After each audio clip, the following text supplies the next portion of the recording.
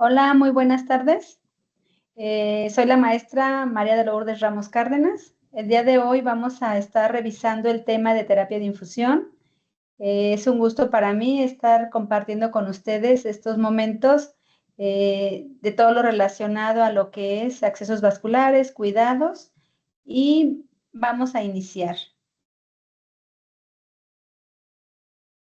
Dentro del contenido que vamos a estar teniendo, conceptos claves, anatomía del sistema circulatorio, valoración del paciente que requiere terapia de infusión, lo que es el catéter venoso periférico corto, la instalación, lo que es paciente DIVA, el mantenimiento, lo que es la curación o asepsia de lo que es el catéter, el retiro, catéter venoso central y algunas políticas. Dentro de los conceptos claves que vamos a estar revisando en terapia de infusión, pues es propiamente lo que es la terapia de infusión. La terapia de infusión es un procedimiento con fines profilácticos y terapéuticos. Se agranda más este concepto cuando vamos a ir viendo que tenemos otros conceptos más adelante que vamos a ir revisando, como es la inserción de los periféricos, precisamente en cuanto a los cuidados, a la elección del catéter y a las venas que vamos a elegir. También tenemos otros conceptos como lo que es el paciente DIVA. El paciente DIVA, pues bien sabemos que es un paciente de difícil acceso venoso para cuando vamos a necesitar canular una vena periférica. También tenemos otro concepto que se ha ido modificando con el paso de los años y que actualmente el más reciente es el de CAPSI.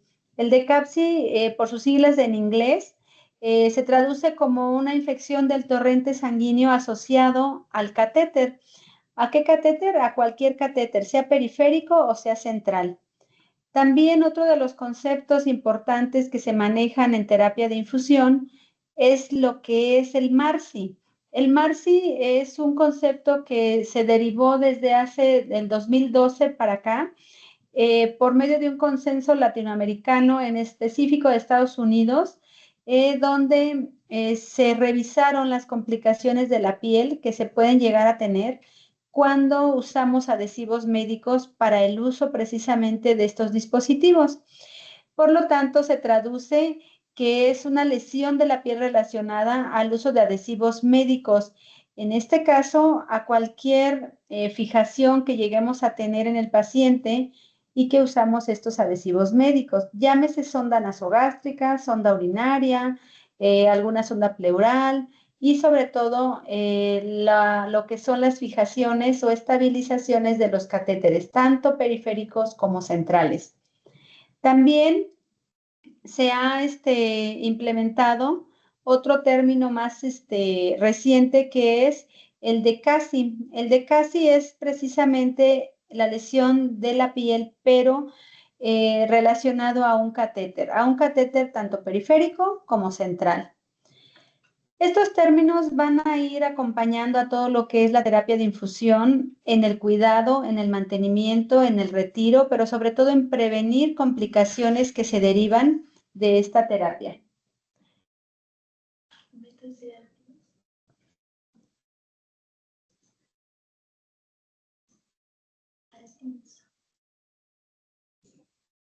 Para que de ahí le avance.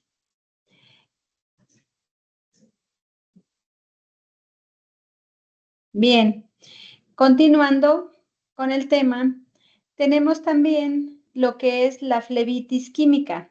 La flebitis química es una complicación de la terapia de infusión. Se inflama la vena y podemos llegar a tener lesiones importantes. Existen diferentes flebitis que se pueden presentar durante la terapia de infusión. La flebitis química va a ser específicamente a causa de medicamentos que estemos administrando, los cuales puedan ser irritantes o vesicantes. También por el tipo de soluciones que estemos administrando, que pueden ser soluciones hiperosmolares o soluciones muy concentradas de medicamentos vesicantes. Otra de las flebitis que podemos llegar a tener es la flebitis mecánica. La flebitis mecánica es una flebitis que se presenta precisamente por diferentes factores relacionados al catéter, a la estabilización y sobre todo a la mala elección de una vía periférica con respecto al catéter. ¿Qué quiere decir esto? Si nosotros colocamos un catéter muy grueso y muy largo en una vena muy delgada o muy corta, vamos a provocar precisamente la inflamación del endotelio de la vena y va a reaccionar esta vena como un cuerpo extraño que está impidiendo que esa vena se mantenga libre de algo, ¿no? Por lo tanto, aquí es importante nosotros prevenirla mediante medidas que ya conocemos. Una buena elección de la vena con respecto al catéter. En cuanto al material del catéter, el catéter de preferencia debería de ser de un material que sea compatible o biocompatible con la vena. En este caso puede ser diferentes materiales los que se adecúen para este motivo. El poliuretano es uno de los materiales más compatibles con la vena que nos causa menos flebitis mecánica. Por ende, deberíamos de estar gestionando, pues, a cumplir con esta normativa que los catéteres que estuviéramos colocando fueran de poliuretano. También está la flebitis bacteriana. La bacteriana es más relacionada a una infección. ¿Y por qué se da esta flebitis? Por la mala preparación de la piel o la inadecuada preparación de la piel cuando vamos a instalar una vía periférica en la mayoría de los casos. También se puede dar en catéteres PIC, pero es más común en catéteres periféricos cortos cuando se diera esta flebitis bacteriana. Aquí vamos a tener que revisar los tipos de antisépticos que vamos a utilizar para preparar la piel. Bien sabemos que tenemos por normativa nacional e internacional 3 antisépticos que son los más efectivos y los más adecuados para preparar la piel. El primero, el alcohol al 70%. El segundo, el gluconato de clorhexidina al 2%. Puede venir a base de alcohol, precisamente para dar mayor refuerzo. Y también tenemos la iodopovidona, desde el 0.5 al 10% en su concentración, que la iodopovidona se utiliza ya más específicamente en ciertos procedimientos. En lo que es terapia de infusión no se recomienda tanto para la preparación de la piel. Más aún, se recomienda una precaución extrema en neonatos porque realmente se puede absorber y causar otras alteraciones a nivel sistémico. Por ejemplo, a nivel de tiroides, porque se absorbe y es yodo al 10%, ¿no? Entonces aquí la preparación de la piel vamos a adecuarla dependiendo de la edad del paciente, dependiendo de qué catéter vamos a instalar y sobre todo, lo más importante, qué es lo que tenemos en nuestros hospitales como antisépticos. También otro de los conceptos que vamos a revisar aquí es el flushing pulsátil o bien el lavado de catéter, que esta técnica es muy sencilla, pero es muy importante. Aquí es como si ustedes estuvieran pasando, detienen, pasan, detienen, y eso hace que se genere una turbulencia internamente a la luz del catéter o de la vena y se pueda lavar perfectamente entre cada medicamento o entre cada solución que nosotros vayamos a cambiar en ese lumen de ese catéter. Hablando un poco de anatomía del sistema circulatorio, es importante mencionar que las venas y las arterias constan de 3 capas o de 3 túnicas que les llamamos con nombre diferente a cada una. Si nos vamos de afuera hacia adentro, tenemos la capa externa o adventicia, que muchas veces se nos olvida este término de adventicia, pero le pueden llamar capa externa o túnica externa. Esta capa es la que nosotros vemos a simple vista y que cuando vamos a valorar un paciente podemos observarlo directamente o podemos observarla si fuera un paciente de difícil acceso mediante otros dispositivos que nos apoyan como la tecnología. En este caso, pudiéramos utilizar un visualizador de venas de rayos infrarrojos o bien si esa vena, esa capa externa no logramos verla o tampoco palparla, podemos nosotros utilizar la tecnología de un ecógrafo o de un ultrasonido para poder verla si se encuentra más profunda. Pero de las venas externas, digamos que esa capa es la que nosotros podemos observar a simple vista o bien a través de un visualizador de venas. La capa media es una capa que no la podemos ver nosotros a simple vista. Sin embargo, está compuesta de redes elásticas y sobre todo de músculo, que es donde nosotros vamos a atravesar esa vena, esa capa de la vena, para llegar a la íntima de la vena, que es la tercera capa o túnica. En esta capa íntima es donde nosotros vamos a depositar todo lo que vamos a infundir a ese paciente, tanto medicamentos, soluciones, hemocomponentes, hemoderivados, todo lo que el paciente tenga indicado. Todo va a ir a dar ahí a la capa íntima de la vena o el endotelio de la vena, que también le llamamos. Así lo pueden encontrar en bibliografías. Capa íntima o endotelio de la vena. Estas tres capas son importantes porque es donde se van a provocar las complicaciones si nosotros no estamos pendientes de tener una prevención de complicaciones. ¿Qué complicaciones? Pues precisamente la flebitis química es una de ellas, que se va a llevar a cabo aquí en esta capa, en la capa interna de la vena. También en la capa externa, parte de las complicaciones que vamos a llegar a tener son lo que es un hematoma, una equimosis o incluso quemaduras de primero, segundo o hasta de tercer nivel. En este caso, ¿por qué? Por la mala elección del tratamiento para ese tipo de acceso venoso. Por lo tanto, de ahí la importancia de valorar adecuadamente al paciente y verificar qué tipo de acceso venoso requiere según el tratamiento, según la edad, según el tiempo que va a durar aproximadamente dentro de un hospital y también según su diagnóstico, porque basándonos en el diagnóstico también podemos inferir qué tratamiento es el que se le va a administrar y si puede o no ser por vía periférica.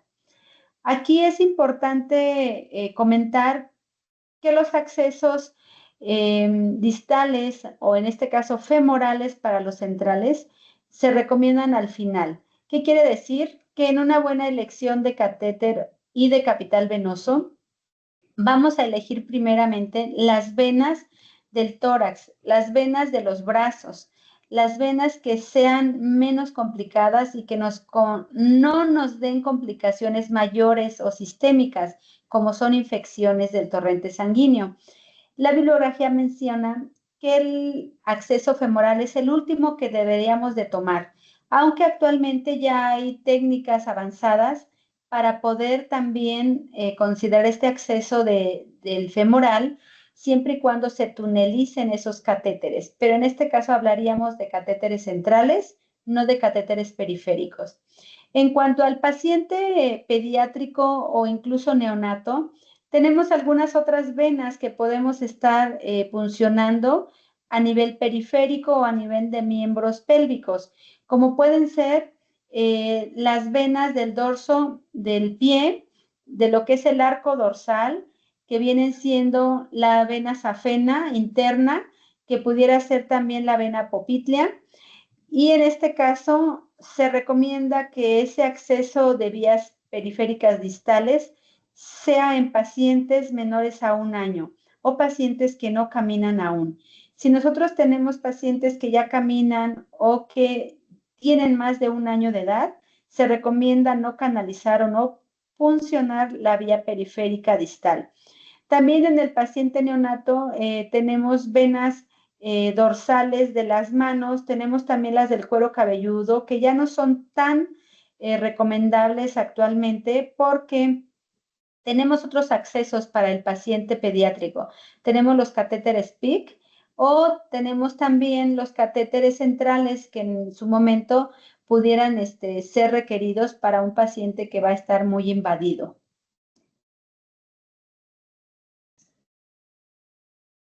Hay un algoritmo que nos menciona 3 aspectos importantes para tomar en cuenta para una buena valoración del capital venoso y elección precisamente de qué catéter es el que más nos conviene. Este algoritmo se basa en lo que es la duración de la terapia de infusión. Se basa también en lo que es la composición de los fármacos o mezclas que vamos a tener para infundir. Aquí en este caso sería el pH y también la osmolaridad de las soluciones que vamos a estar administrando. Si nosotros nos vamos nada más por lo que es el tiempo solamente es menos de 24 horas. Nos recomienda esta guía un catéter venoso periférico corto. Si estuviéramos hablando de 1 a 7 días, nos recomienda un periférico corto de línea media. ¿Y por qué ya solo por el tiempo? No. También aquí tomamos en consideración qué tipo de tratamiento estamos infundiendo, si es una solución hiperosmolar o si es una solución isosmolar o si es un medicamento vesicante o irritante, porque de ahí es donde se deriva precisamente que nos pueda sugerir uno de línea media. También tenemos que si durara más de 7 días hasta 30 días, el algoritmo nos maneja directamente el de línea media o PIC. Aquí volvemos a lo mismo. Haciendo una mezcla de tiempo y de composición de los medicamentos o de las soluciones es que nos sugiere el algoritmo este tipo de catéter. Sin embargo, también viene más abajo, ya especificado en el algoritmo. Este algoritmo viene en el Manual de la Comisión Permanente de Enfermería del 2018. Desde hace ya, fíjense, algunos años que nos sugieren este algoritmo para elegir adecuadamente pues la vía de acceso que requerimos. Si es por el pH, si tuviéramos un pH que es igual a 4 o que no disminuye de 4, nos sugieren el catéter venoso periférico corto. Pero si ese medicamento va entre 5 y 7 de pH, nos sugieren ya uno de línea media. Aquí yo les pudiera decir menos de 4 o arriba de 9, siempre vamos a requerir ya uno de línea media. Aquí el algoritmo sí hay situaciones que podemos todavía mejorar en el algoritmo, porque solo aquí nos sugieren en el de mayor de 9 que fuera el de línea media o el de PIC. Sin embargo, desde aquí menos de 4 podemos nosotros elegir también el de línea media o el PIC.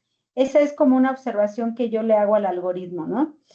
También viene la parte de la osmolaridad. Si la osmolaridad nos la maneja aquí de 600 miliosmoles, si llega a 600 pudiéramos irnos al de periférico corto.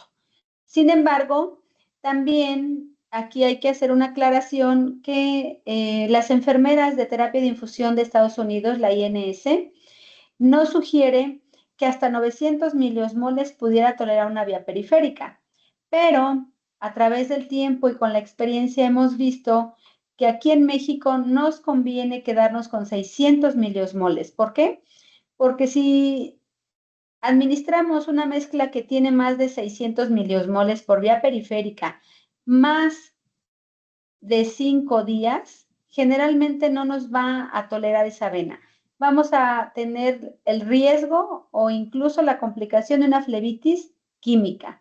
Por lo tanto, yo sí, a través de estos años de experiencia y con los pacientes que hemos revisado, sí puedo decir que hasta 600 miliosmoles nos pudiéramos quedar para elegir ya un catéter de línea media o incluso un catéter PIC que ya es central. Bien, entrando ya a lo que es el catéter venoso periférico corto, tenemos aquí que revisar también algunos puntos importantes. Precisamente identificar al paciente correctamente y hacer la valoración si se considera o no paciente DIVA. Ya dijimos que paciente DIVA significa paciente de difícil acceso venoso. En este caso estamos hablando del periférico corto. También vamos a seleccionar el calibre tanto de la vena como del catéter. Había comentado hace un momento que debemos estar ensamblando uno con el otro. ¿Qué quiere decir esto? Que si tenemos una vena pequeña y delgada, deberíamos de estar colocando un catéter delgado y pequeño. ¿Cuánto es lo que nos sugieren las guías que estemos colocando en cuanto a la parte del diámetro interno? Sería no mayor a 35 ocupar esa luz de la vena. ¿Qué quiere decir? El objetivo de ocupar un porcentaje tan pequeño del diámetro de la vena es evitar tener una flebitis mecánica, evitar que el endotelio de la vena pueda detectar que tiene un cuerpo extraño ahí y que empiece a reaccionar con una inflamación y producción de fibrina o de un coágulo o de un trombo. Por lo tanto, si nosotros elegimos un catéter muy pequeño, ese riesgo se reduce bastante a no tener una complicación mecánica. También es importante preparar el material. Precisamente los antisépticos que ya les había comentado, que vienen aquí citados, del gluconato de clorhexidina al 2%, alcohol al 70%, o incluso alcohol solamente al 70%, no combinado con el gluconato de clorhexidina. Hay otro punto importante, la inserción. ¿A cuántos grados vamos a insertar esa vía periférica para poder obtener ese retorno venoso? Nos sugiere la bibliografía desde 15 a 30 o máximo 45 grados si realmente nosotros estamos valorando adecuadamente al paciente. ¿En cuanto a qué? A la anatomía del paciente. Si el paciente es muy delgado, yo me puedo ir a 15 grados. Pero si el paciente está obeso o tiene una capa muy grande de tejido subcutáneo, pudiera irme a 30, incluso a 45 grados para poder canular esa vía. También es importante mencionar que después de haber hecho nosotros una adecuada elección, una adecuada punción, tener una inserción adecuada, debemos seguir protegiendo esa piel. ¿Cómo vamos a proteger esa piel? Con una película protectora. Aquí no vamos a hablar de marcas de películas protectoras, simplemente es proteger esa piel, darle esa calidad extra al paciente para que al momento que vamos a retirar el catéter o el apósito, no tengamos complicaciones de la piel, como ya habíamos dicho, un casi. Entonces, esa película de la piel se va a instalar o se va a colocar posterior a que estemos ya con el catéter inserto. Vamos a darle tiempo a cada tiempo. Ejemplo, le doy su desinfección a la piel. Ya una vez que desinfecté mi piel, puncioné, ¿qué hago? Espero a que seque para poder colocar la película protectora. Posteriormente, dejo que seque la película protectora para poder colocar el apósito y asegurar y estabilizar ese catéter. Aquí estas son dos técnicas importantes que debemos estar ya manejando y los conceptos sobre todo. ¿Qué quiere decir? Que nosotros debemos utilizar ya la palabra de aseguramiento y estabilización de catéter.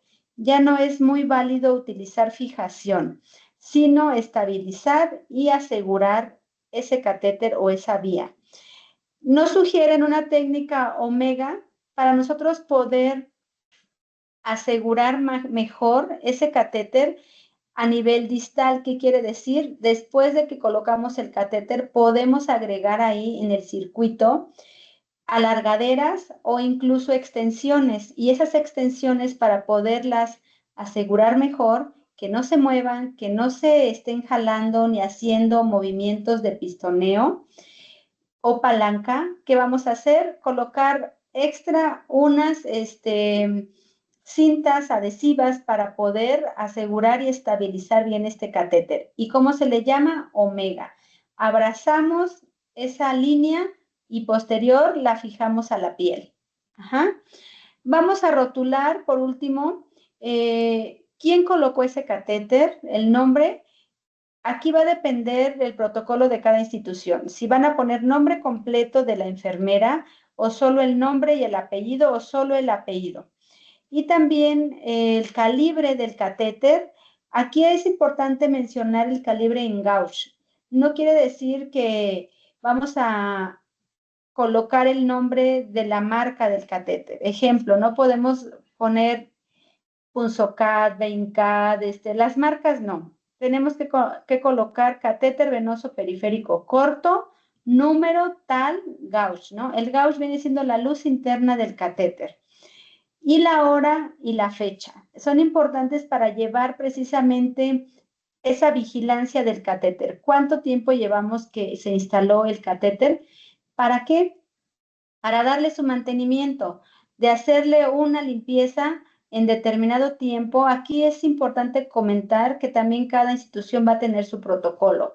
Habrá instituciones que estén en su protocolo que cada 4 días, que cada 7 días se va a dar ese mantenimiento al catéter. Estamos hablando del periférico.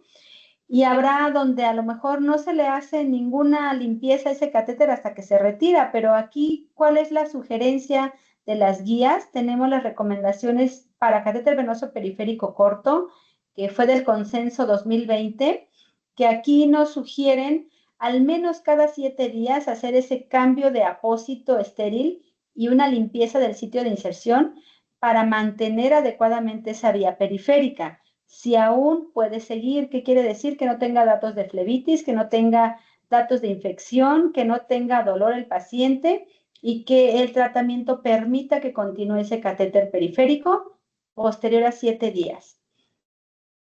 Por último, vamos a hacer los registros en nuestra hoja de enfermería o en su documento que ustedes estén ahora sí autorizados a colocar qué catéter es el que están instalando a ese paciente. Tenemos también algunos otros puntos que revisar, como son las escalas de paciente DIVA. Aquí en la escala se dividen en dos estas escalas. Paciente DIVA, que fue el que se inició, que fue la pediátrica, y posteriormente hubo una adecuación para la de paciente adulto. En la escala de pediatría consta de 4 ítems. Cada ítem va a tener un valor al final el puntaje de decir cuántos puntos agrega a ese paciente a mi valoración. Va de 0 a 10 la puntuación. Si ese paciente acumula 4 puntos en caso de pediatría, se considera un paciente DIVA. ¿Qué quiere decir? Que vamos a realizar medidas necesarias para poderlo canular en menos tiempo y en menos intentos. Si nosotros aplicamos esta escala que es predictiva para saber nosotros qué tan difícil nos va a ser canular a ese paciente, también nos va a hacer una indicación o a recomendarse qué es lo que sigue. ¿Qué quiere decir? Si nosotros tenemos un paciente pediátrico arriba de 4 puntos en la escala DIVA, no se le va a dar la oportunidad que lo canule cualquier persona sin experiencia. ¿Qué quiere decir esto? Tendríamos que buscar a la persona que identificamos en nuestro hospital, en nuestro turno, en nuestro servicio, que tenga más experiencia, más habilidad y sobre todo, si fuera necesario, que se utilice la tecnología. Pueden utilizar el visualizador para venas, pueden utilizar ecógrafos si se llega a tener para evitar las multifunciones al paciente. En el caso del paciente adulto que también tiene la escala de valoración, aquí vamos a estar hablando que son más puntos los que se evalúan. ¿Por qué?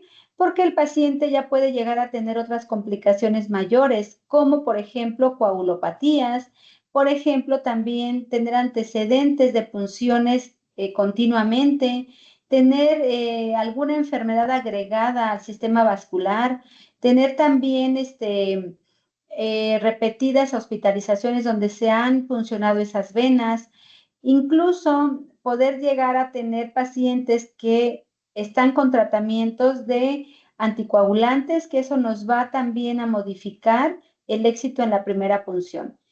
Por lo tanto, es importante tener ese historial clínico de los pacientes adultos. Aquí es diferente la puntuación, se basa en 8 puntos que si nosotros tenemos esa valoración que nos den 8 puntos o más, se considera un paciente DIVA, o sea, lo doble de un pediátrico. Y ahí también estamos nosotros en cada hospital pugnando por tener esa valoración adecuada, poder tener esa guía para documentar precisamente si los pacientes son de difícil acceso venoso, para nosotros también realizar los mínimos intentos que sean necesarios para el paciente, buscar al líder en terapia de infusión o al personal con más experiencia o con más expertise, y también poder tener el uso de esa tecnología adecuada para que nos apoyen en la canulación exitosa. La norma nos recomienda que se den los mínimos intentos posibles para canular una vena. Sin embargo, el manual de terapia de infusión sí nos especifica más, y también las recomendaciones que son del consenso latinoamericano, que solamente nos tendríamos que permitir 2 intentos por 2 personas diferentes, o sea, 4 intentos en total. Sin embargo, eso no quiere decir que todos tuviéramos que llegar a los 4 intentos porque está permitido, ¿verdad? Aquí lo importante es nosotros minimizar los intentos, minimizar ese daño al paciente. Hay algunos documentos ya o tablas que precisamente se utilizan en algunos hospitales, que son muy buenos, que podemos llegar a tener desde el ingreso de los pacientes para poder nosotros ir documentando, ir señalando y haciendo esa valoración por medio de los puntajes que ya les había comentado, y poder dar precisamente esa sugerencia. Si el paciente es DIVA, clasificarlo. ¿Qué DIVA es 4, si es paciente pediátrico, 6, 7, 8, o paciente adulto que pudiera empezar desde 8 hacia adelante, y entonces tener nosotros ahí las recomendaciones para poder tener éxito en la canulación. Estas tablas o documentos que se pueden llevar en cada hospital son de mucha ayuda para nosotros ir minimizando precisamente esas complicaciones en el paciente y poder garantizar el éxito en la terapia de infusión en cada uno de los pacientes. Ahora bien, en cuanto al mantenimiento de los catéteres, aquí vamos a hablar no solo de periféricos, sino también de los catéteres centrales. Recordemos que actualmente tenemos esa clasificación de catéteres periféricos y catéteres centrales. Por lo tanto, en cuanto a lo que es el mantenimiento, se refieren muchos conceptos en el mantenimiento. Yo diría que de los 3 puntos importantes para manejar un catéter, que es la inserción, dentro de la inserción entra previamente la valoración, luego el mantenimiento, luego el retiro. De esos 3 aspectos, el más importante y el más grande o largo es el mantenimiento. ¿Por qué? Porque es ese tiempo que vamos a darle vida a ese catéter, vida que esté bien, que no esté con complicaciones, que no retiremos los catéteres por una complicación, tanto mecánica o infecciosa. Entonces, en cuanto a estos conceptos, se menciona el lavado o enjuague de todos los catéteres, tanto centrales como periféricos, siempre posterior a la administración de cualquier fármaco o solución o hemocomponente o hemoderivado.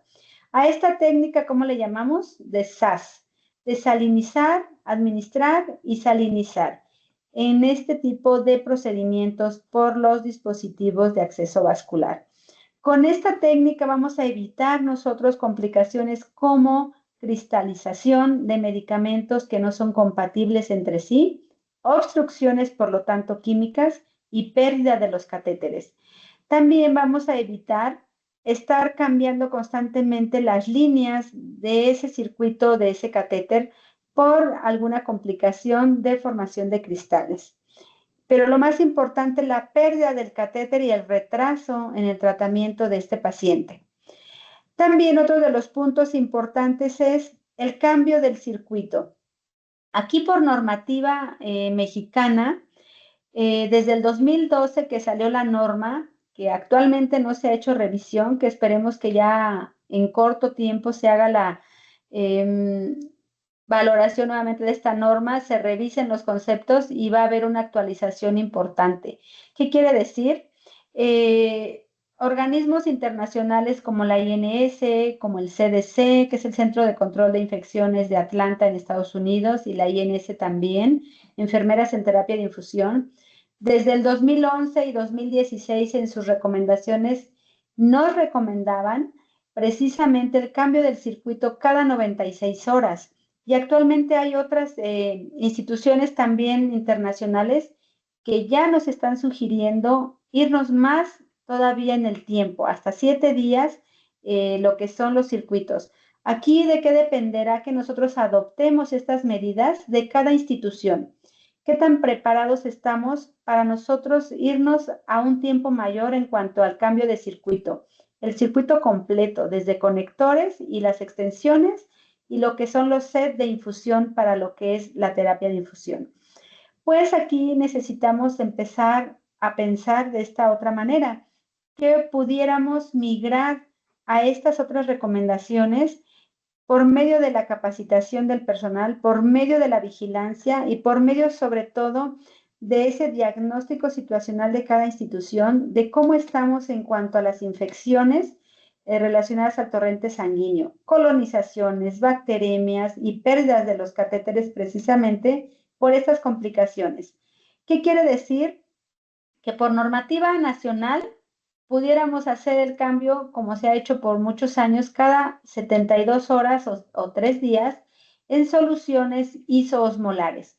¿Qué quiere decir? Que sea glucosa al 5, solución Harman, mixta y que no tengan electrolitos. Y cada 24 horas en las soluciones hiperosmolares, que sí tienen electrolitos o una mezcla grande de electrolitos, o que pudiera ser nutrición parenteral, que pudiera ser lípidos separados, pero que tengan una concentración alta, glucosa al 10% o al 50% inclusive, y que sí se recomienda cada 24 horas el circuito de este tipo de pacientes.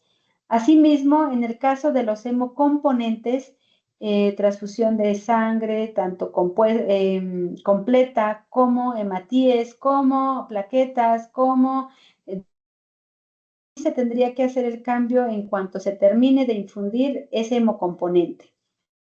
Por lo tanto, en cuanto a este tipo de procedimientos que son el cambio de circuito, cada institución podrá adaptar a lo que más le convenga a su institución y sobre todo incluir también los gastos, el costo.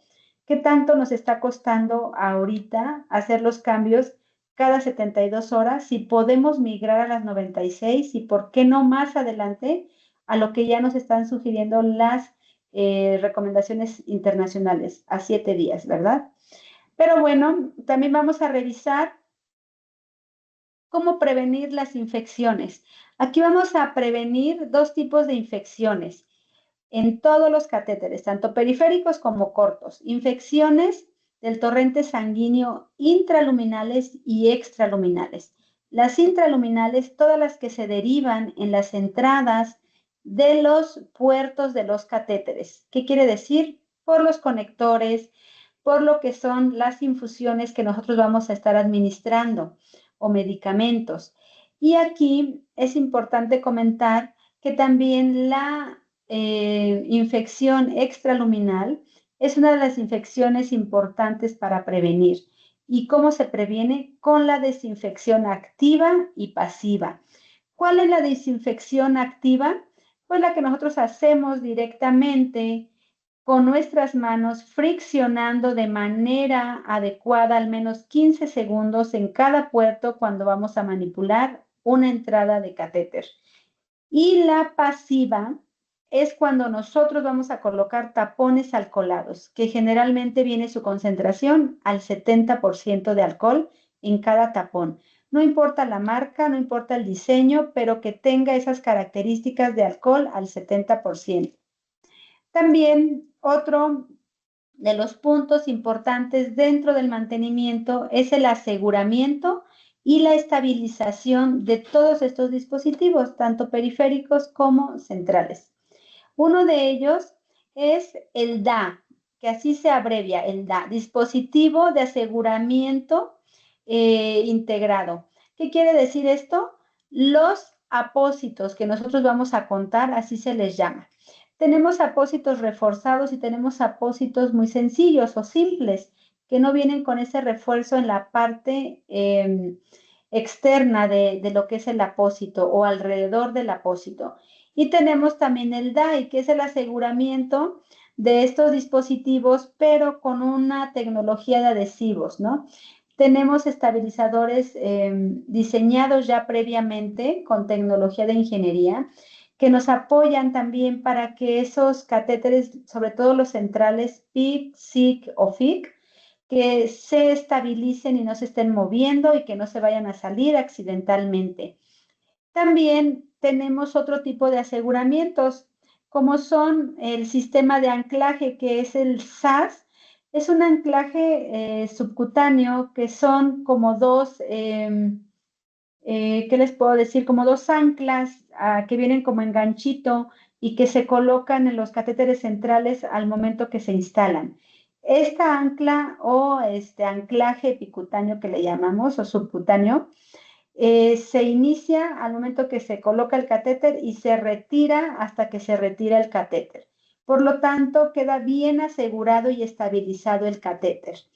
Y tenemos también lo que es el aseguramiento con lo que viene siendo el adhesivo tisular, perdón. El adhesivo tisular es una solución tipo cola loca, pero no es cola loca, es de uso médico, que se llama cianoacrilato. Este adhesivo tisular es muy bueno para cicatrizar o cerrar puntos de entrada de los dispositivos de acceso vascular y evitar así estar teniendo sangrado en el sitio de inserción y sobre todo hacer constantes cambios de apósito y de asepsia del sitio de inserción. Por ello, ya se sugiere en las guías internacionales utilizar este tipo de aseguramiento y de estabilización de todos los dispositivos, tanto periféricos como centrales. Esto nos sugiere menos manipulación precisamente del sitio de entrada y menos riesgo de infecciones extraluminales para el paciente. Otro de los conceptos que vamos a estar aquí revisando es el uso de los equipos o conectores libres de aguja. Aquí en las imágenes, si bien ustedes pueden observar, aunque sea de un diseño o de otro, podemos tener conectores libres de aguja. ¿Qué es lo importante de estos conectores libres de aguja? Que nosotros conociéramos cuáles son los que estamos utilizando en nuestro hospital. Si son de un mecanismo que nos detengan o nos ayuden a detener el retorno venoso. ¿Qué quiere decir? Que sean de un mecanismo neutro, positivo o negativo. Los neutros serían los ideales porque cuando nosotros desconectamos una vía o una jeringa de ese catéter o de ese lumen, pues no vamos a tener retorno internamente. Ese es el ideal. Sin embargo, a veces no los tenemos en todos los hospitales. El de presión positiva es que si nosotros desconectamos ese conector o ese dispositivo, avienta hacia adentro, valga, un como push de solución para evitar precisamente que se regrese ese retorno hacia el catéter o hacia la luz del catéter. Y el de presión negativa que específicamente es para regresar la sangre.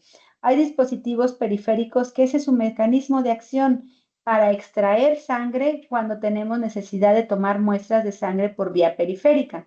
Entonces, de ahí la importancia que conozcamos qué dispositivo estamos utilizando en nuestra institución y darle el mejor manejo, porque los que son de presión negativa no son recomendables para cuando un paciente va a pasar a quirófano, porque requerimos soluciones que muchas veces deben de pasar a chorro o muy rápido y por lo tanto estos dispositivos no servirían para este motivo, para este fin.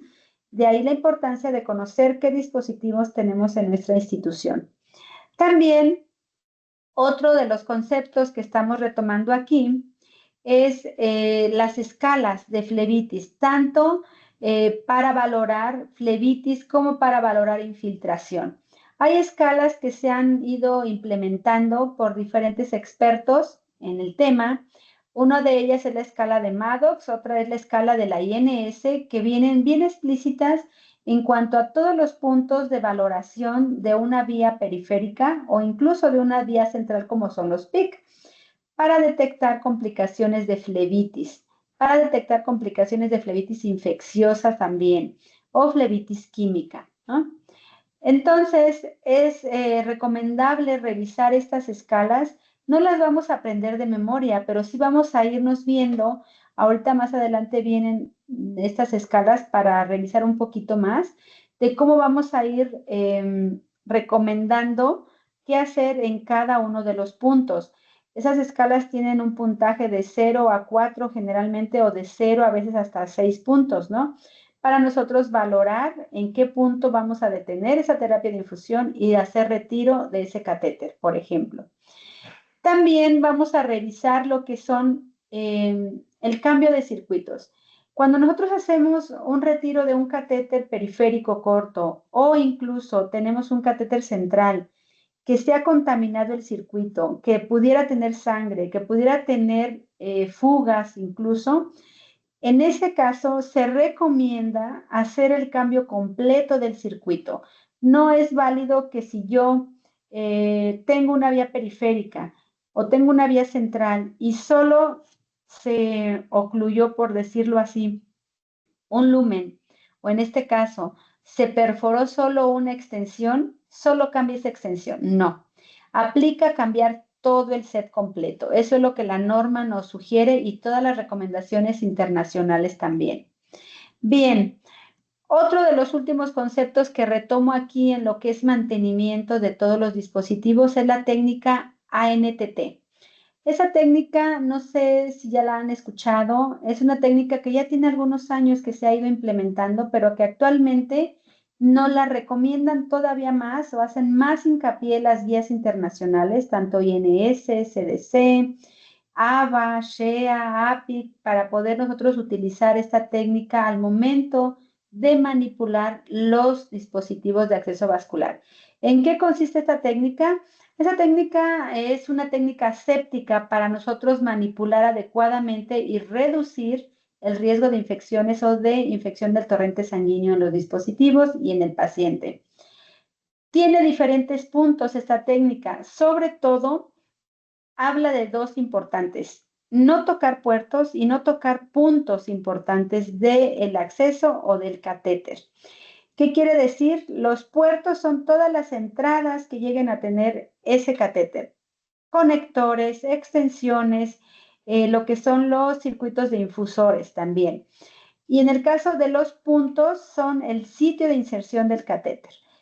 Nosotros cuando hagamos cambio o asepsia de ese sitio de inserción, no debemos tocar con las manos, sin guantes o deliberadamente. Siempre que vamos a remover o a retirar un apósito, tenemos que hacerlo primero por la periferia y posterior el sitio de inserción, pero sobre el apósito, no tocar el sitio de inserción. Al momento de hacer la asepsia, iniciamos por el sitio de inserción y finalizamos por lo que es la piel circundante. Entonces, cuando vamos a administrar medicamentos o cambiar soluciones, se recomienda mucho utilizar esta técnica para hacer la desinfección activa bien en los puertos y una vez que hicimos la desinfección ya no tocar, sino conectar lo que tengamos ahí para adaptar el circuito. Es a grandes rasgos la técnica, pero les invito a que la puedan leer, la puedan revisar y que cada punto viene bien específico, incluso desde cómo abrir un campo estéril para el momento del cambio del circuito del catéter. Esto quiere decir que puedes abrir un circuito con técnica estéril desde donde tú estás colocando todos tus dispositivos extras que vas a agregar al circuito y desde el campo estéril que vas a colocar en el catéter precisamente para tener ese campo estéril donde tú vas a estar manipulando al momento del circuito que vas a hacer el cambio. Por lo tanto, viene muy específico en estos puntos la técnica ANTT.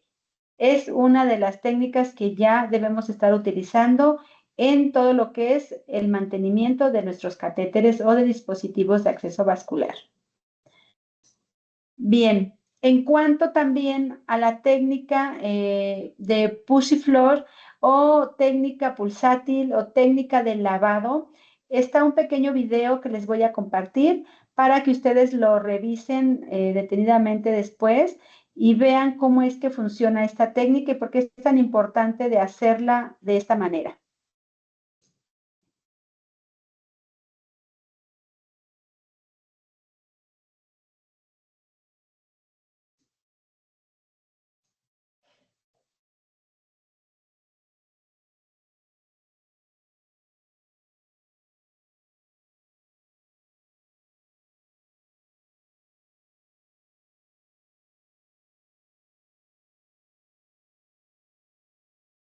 Muy bien. Entonces, si se fijan, es ir pasando, pasamos dos, paramos, pasamos dos, paramos. Pero si tuviéramos un video que estuviera por dentro de la vena o en el endotelio, veríamos cómo se hace como una turbulencia o movimientos circulares donde se lava perfectamente todo lo que es la vía o el catéter y ambas, ¿no? Bien, aquí están entonces las escalas que les había mencionado de Maddox o la de la INS de infiltración para valorar si tenemos alguna complicación en la vía periférica. La escala de Maddox va muy enfocada precisamente a lo que es lo que revisemos nosotros a simple vista. Si le duele al paciente, si hay eritema, si hay edema, si hay dolor, qué tanto es la extensión que tenemos. Entonces viene el puntaje de 1 a 5. Ajá. ¿Cuánto es donde vamos nosotros a parar? Desde donde tengamos un puntaje de 2, si nosotros empezamos a ver que ya inició con eritema, con dolor o con un poco de edema, en ese momento paramos la vía, revisamos qué es lo que estamos pasando ahí. Si es un medicamento vesicante, la indicación es retírala, pero antes de retirarla debemos parar, tratar de aspirar lo más que se pueda que pudiera haberse salido de la vena y posteriormente retirar esa vía y dar las medidas adecuadas en cuanto a qué tipo de solución o medicamento se hubiera salido de la vena. Ejemplo, si son vesicantes o si son irritantes. Y de aquí deriva otro tema que en su momento pudiéramos revisar, que es la infiltración y la extravasación, porque hay medidas específicas para cada una de estas complicaciones, incluso tablas específicas para qué tipo de medicamentos se infiltró o se extravasó y cuáles son las recomendaciones en cuanto a antídotos o en cuanto a algún manejo médico adecuado. También tenemos lo que es la escala de la INS, que viene de 0 a 4 sus puntos a valorar y que también nos va a estar refiriendo que si tuviéramos una complicación desde el 1 máximo en el 2, pudiéramos suspender esa administración y retirar el catéter igualmente que en la escala de Maddox. Importante nuevamente revisar las tablas de medicamentos que son vesicantes, de las que son irritantes y del tipo de soluciones que son hiperosmolares y revisar cuáles son las que estamos nosotros administrando en estos pacientes para aplicar de esta manera estas dos escalas como una guía preventiva a una complicación mayor. Bien, dentro de lo que es el catéter venoso central, hay puntos claves que vamos a estar revisando, como pudiera ser el manejo de barrera máxima. Aquí se utiliza barrera máxima para la instalación de todos los catéteres centrales. pero también se recomienda actualmente no barrera máxima, sino barrera de seguridad estéril para los de vía periférica. Guantes estériles, campo estéril, gasas estériles también. Tenemos aquí nuevamente que hacer la estabilización de los dispositivos, que ya habíamos retomado ese punto anteriormente, con los diferentes aditamentos que tenemos para estabilizar y asegurar. ¿Qué quiero yo asegurar? Mi sitio de entrada. Que mi sitio de entrada esté bien cubierto, que no tenga humedad, que no tenga salida de líquido, sangre, algún contenido purulento o algún líquido ceroso. Tenemos que estar revisando. Recordemos que cuando tenemos humedad ahí en la piel y que está cubierta con una membrana o con un apósito, podemos tener la generación de una infección extraluminal por la formación de microorganismos como la pseudomonas. Entonces, vamos a estar atentos para valorar ese sitio de entrada y asegurarlo que esté bien protegido. Y también estabilizarlo en lo que es el extremo del catéter. Que estoy hablando los lúmenes o luces de ese catéter que tenga, que estén estables, que no se muevan, que no se estén jalando, que no se trocen, que no se vayan a doblar o que no se vayan incluso a salir accidentalmente esos catéteres. Otro punto importante a retomar es el procedimiento guiado con ultrasonido o ecógrafo. Esto para la instalación de los catéteres centrales. En la mayoría de las guías, tanto nacionales y más en las internacionales, es una recomendación de primera, o sea, 1A. ¿Qué quiere decir? Que hay estudios que indican que la mejor manera de colocar un catéter central es por medio de la guía con un ultrasonido. Por lo tanto, ojalá que en los hospitales donde nosotros laboramos se realice esa técnica de esta manera para evitar complicaciones mayores como punción arterial, como punción del nervio, como hemotoras, neumotoras, desgarros incluso de arterias o de venas. También aquí, dentro de estos puntos a valorar a la instalación de un catéter, pues anteriormente estaba indicada la placa de rayos X como el estándar de oro, que era la manera más adecuada de nosotros revisar cuál es la posición adecuada de la punta. Sin embargo, actualmente hay otros métodos de poder nosotros verificar dónde está la punta y que son métodos que no son tan invasivos para nosotros y para el paciente. ¿Qué quiere decir? El tomar también tantas radiografías de tórax, pues es acumulación de lo que es radiación en el paciente. Por lo tanto, ya hay otros métodos que son menos riesgosos y que son realmente valiosos para poder nosotros verificar la punta. Como alguno de ellos, por mencionar, es el Sherlock para colocación de catéteres PIC, incluso para catéteres centrales se pudiera colocar el Sherlock. Es un aditamento que traen los ultrasonidos o ecógrafos y que realmente nos indican cuando la punta está a nivel ya central por medio de un electrocardiograma que trae ahí su monitor que nos va a estar definiendo dónde está la punta y que nosotros pudiéramos tener esa verificación acertada por medio de estas imágenes eléctricas del corazón y que no necesitaríamos ya una placa de rayos X. Sin embargo, todavía en algunos hospitales o en muchos hospitales no se lleva a cabo esta técnica de identificación de la punta, pero tendríamos que migrar hacia allá para evitar, en la medida de lo posible, ya utilizar las placas de rayos X de tórax. Por tanto, son puntos importantes durante la instalación de estos catéteres, durante la instalación de verificación de la punta y durante todo el manejo del catéter, verificar día a día que esa punta siga donde estaba cuando se instaló el catéter.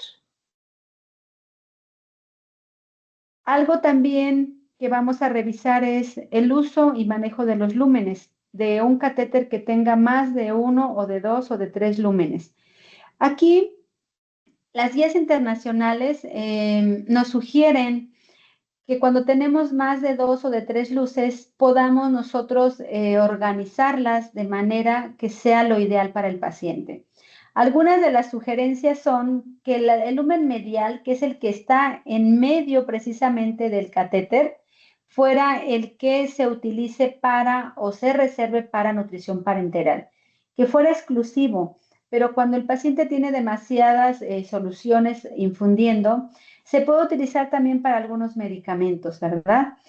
Ahora bien, el lumen, que es el distal, que viene siendo el café en la mayoría de los casos, pero no nos vayamos por los colores porque podamos tener diferentes marcas y que cambie el color, entonces vamos a irnos mejor por el nombre del lumen, distal, proximal o medial. Y en este caso, el distal, que viene siendo internamente la punta del catéter, se recomienda que se utilice para la presión venosa central, precisamente porque es la punta del catéter. Es el de mayor calibre si estamos hablando de 3 luces de un catéter y es donde podemos nosotros infundir precisamente volúmenes más altos. Podemos infundir soluciones coloides o cristaloides, sobre todo los coloides que son más viscosos y que no se va a obstruir fácilmente esa luz. Podemos también estar transfundiendo hemocomponentes o hemoderivados al paciente. Sin embargo, también si no tuviéramos otra vía como la arterial, pudiéramos también tomar muestras de sangre de este lumen, que es el de mayor calibre y que es la punta del catéter. Y lo que es el lumen proximal que viene siendo internamente en el paciente, el distal. El distal, ¿para qué se sugiere? Se sugiere, internamente es el distal, pero afuera es el proximal, recuerden. ¿Para qué? Para medición, para administración de medicamentos, pseudoanalgesia, por ejemplo, para toma de muestras en algunos casos, aunque en lo particular, la mayoría de las recomendaciones está que se pudiera tomar en el de mayor calibre, como les comenté, para transfusión también de hemocomponentes si vamos a necesitar, o incluso para la solución de base. Aquí las guías, por ejemplo, del CDC nos recomiendan que el catéter puede ocuparse y programarse para su utilización según convenga en cada lugar, en cada hospital o en cada paciente. No nos habla de algo muy específico, pero aquí les tratamos de organizar cada uno y de darle la mayor utilidad también por el gauge o por lo que es el calibre de cada uno de los lúmenes. En cuanto a la curación o asepsia del sitio de inserción, que ahora ya nos mencionan las guías, que así pudiéramos llamarlo, es cada 7 días y poder, cuando se instala de recién instalación entre 24 y 48 horas, hacer la primera curación o por razón necesaria incluso antes, cuando el paciente observamos que su sitio de entrada está sangrando abundantemente. Aquí vamos a ver que pudiéramos estar continuando cada 2 días las limpiezas si fuera necesario y estar haciendo mientras limitamos el sangrado. También es importante aquí comentar que podemos estar utilizando algunos hemostáticos para controlar esa hemorragia o sangrado y posteriormente ya usar unos apósitos de gluconato de clorhexidina o algún apósito seco. Entonces, vamos a ir decidiendo cómo ir haciendo, en qué momento las limpiezas, dependiendo de la necesidad del paciente y sin salirnos de la normativa. Puede ser a las 24 o 48 horas o antes, si lo requiere, o bien posteriormente cada 7 días, ya lo que es el seguimiento de este catéter y sobre todo vigilar si aún necesita algún hemostático. Dentro de las políticas en cuanto a la capacitación, hay manuales, hay recomendaciones que sugieren que la capacitación en terapia de infusión puede ser continua, pero en este caso nos sugieren que al menos una vez al año o 2 veces al año hacer talleres.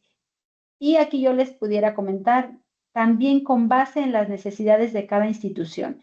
Si yo hago un diagnóstico y me dice mi diagnóstico que todos mis enfermeros o mi personal de enfermería no sabe valorar a un paciente para vía periférica, pues pudiéramos hacer un taller antes de los 6 meses, ¿verdad?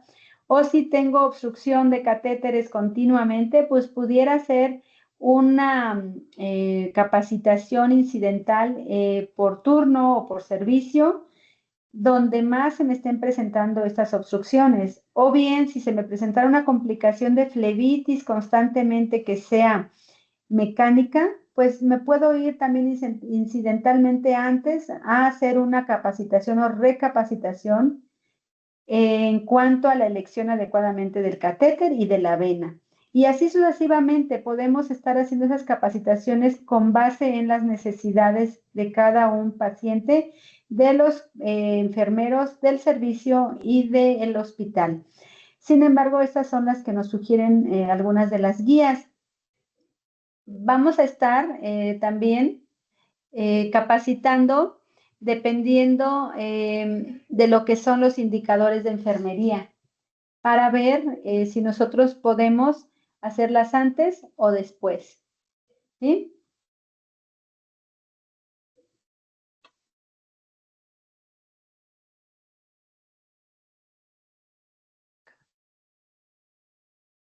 Bien, entonces, dentro de estos puntos que revisamos, no sé, hay muchos otros que pudiéramos estar en algún momento retomando, pero dentro de las indicaciones o indicadores de enfermería, pues se encuentran como es la revisión de venoclisis instalada, de los catéteres precisamente periféricos, contar también con ese listado interno en cuanto a lo que les mencionaba de medicamentos si son vesicantes, irritantes, soluciones hiper o isosmolares, y también qué tipo de diagnósticos tenemos en nuestros pacientes, los que más comúnmente tenemos atendiendo. Con base a eso también hacer ese listado de los medicamentos o de las soluciones y sobre todo de esos cuidados a cada paciente, ¿no?